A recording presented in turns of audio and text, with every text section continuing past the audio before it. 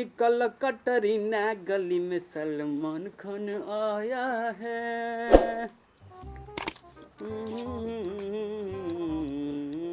पढ़ लो, सलमान खान बाद में बनी हो। मन लगा तो पढ़े में ना। होमवर्क बनाओ तनी। अरे वाह, कनिया हाँ कि 9 किलो चीनी आ 6 किलो खैनी कहता ना भाई। 9 किलो चीनी 6 किलो खैनी 9 6 15 किलो भइल।